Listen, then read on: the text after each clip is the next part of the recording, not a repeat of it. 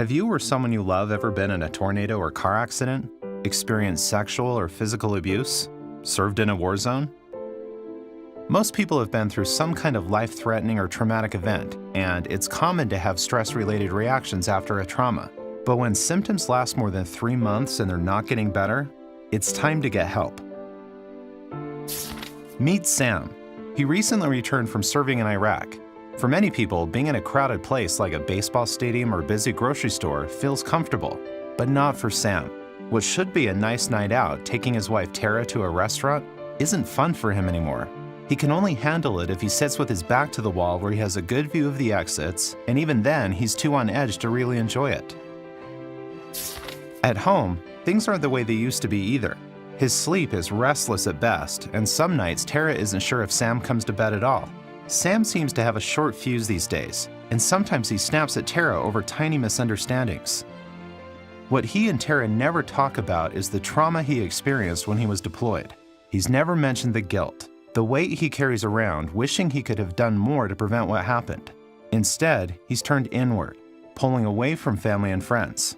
Tara tried to give him some space, but after months passing without change, she really started to worry. She was the one to finally say what they were both thinking: it's time to get help. That's when Sam finally decided to take action.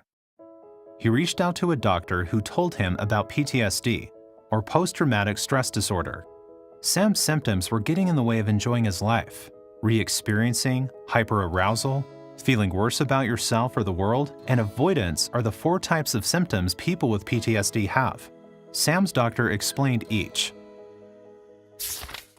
The first is reliving the event, or re-experiencing. This is often an unwanted memory or even a flashback where you feel like you're right back in the situation again.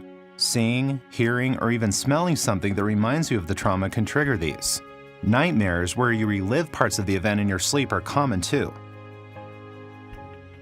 The second is avoidance, staying away from situations that remind you of the trauma. That's why Sam tries to avoid thinking about painful memories altogether.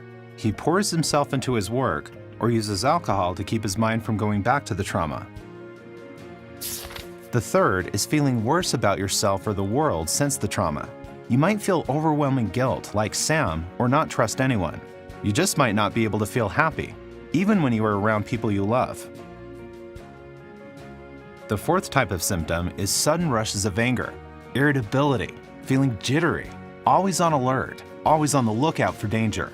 This is called hyperarousal, and loud noises or a driver cutting in front of you can be all it takes to set you off. If you recognize any of these symptoms of PTSD in yourself or someone you love, don't wait. See your doctor to find out if it could be PTSD. Just like Sam and Tara found, there is hope. You don't have to live with the symptoms of PTSD forever. Effective treatments are available. To learn more about PTSD or how to get help, visit the National Center for PTSD website at www.ptsd.va.gov.